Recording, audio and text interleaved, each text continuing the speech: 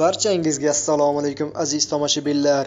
Bu galgi videomiz ko'pchilikka qiziq bo'lgan qozoq oqbosh qoramol zoti haqida, ya'ni ko'pchilikka Belagolovka nomi bilan ma'lum bo'lgan mol turi haqida. Videoni oxirigacha ko'rsangiz o'zingizga kerakli bo'lgan ma'lumotlarni olasiz degan umiddaman. Demak, videomizni boshladik. Qozoq oqbosh. Qozoq oqbosh zoti sobiq SSRda, hozirgi Qozog'iston, Rossiyaning Volgograd, Orenburg va Saratov oblastlarida 20-asrning 30-40-yillarida yaratilgan. Rasman 1950-yilda ro'yxatga olingan. Seleksiya qozoq va qalmiq zoti urg'ochi sigirlarini Gerford buqalari bilan chattishtirish orqali amalga oshirilgan. Natijada yangi yaratilgan zot shu zot mollarining eng yaxshi xususiyatlariga ega bo'ldi. Iqlim sharoitiga yaxshi moslashish, tez yetishish va ko'p go'sht berish. Bundan tashqari qozoq oqbosh zoti yem tanlamasligi va parvarishda injiqlanmasligi bilan, shuningdek kasalliklarga qarshi kurashish qobiliyati bilan Gerford zotidan o'zib ketgan. Qozoq oqbosh zotining eksteryeri Gerford zotinikiga juda o'xshaydi. Rangi qizilning har xil tusida. Boshi, ko'kragi, qorni, oyoqlarining va dumining uchi oq, yag'rini va dumg'azasida oq qashqali sigirlar ham uchraydi. Bu zot sigirlari odatda yirik bo'ladi. Balandligi 127 cm ga yetadi. Boshi katta, biroz besunaqay. Gavdasi cho'ziq, qiyalama uzunligi chamasi 155 cm, ko'kragi chuqur 72 cm va keng 47 cm, ko'krak aylanasi 187-190 cm, oldi qismi orqa qismiga nisbatan yaxshi rivojlangan.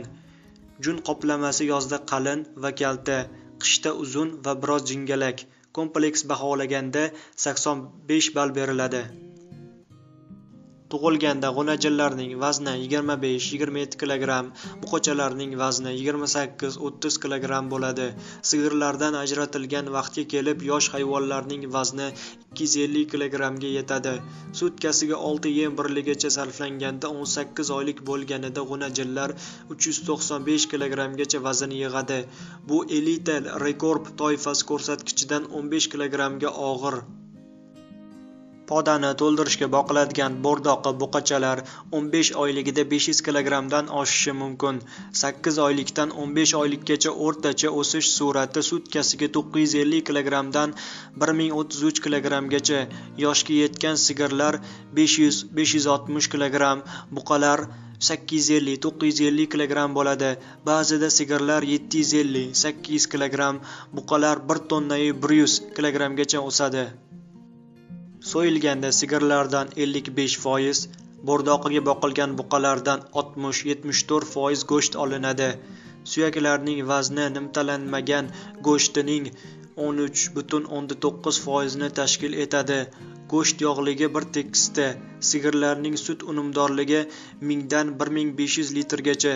Sut yog'liligi 3,8 dan 4% ga, ba'zida 4,8% gacha yetadi. Qozoq oqbosh zoti Rossiyaning deyarli barcha mintaqalarida, Qozog'iston, O'zbekiston va Mo'g'ulistonda boqiladi. 2006-yilda o'tkazilgan banitirovka natijalariga ko'ra, Rossiyada qozoq oqbosh zoti soni 22 mingtani tashkil qildi. Go'sht yo'nalishdagi mollar ichida bu zot ulushi 16% ni tashkil qildi.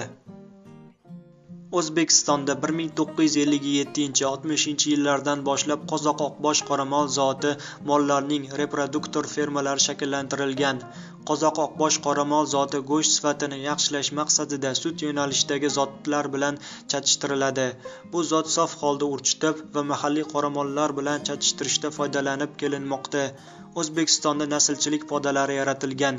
Olingan chatishma avlodlar Jizzax viloyatining Zomin tumanida, Xorazm viloyatida va Qoraqalpog'istonning Orolbo'yi hududlarida boqiladi. Bu galgi videomiz shulardan iborat edi. Videomiz yoqqan bo'lsa like tugmasini, biror takliflar bo'lsa kommentariyada yozib qoldiring va albatta kanalimizga obuna bo'lishni unutmang.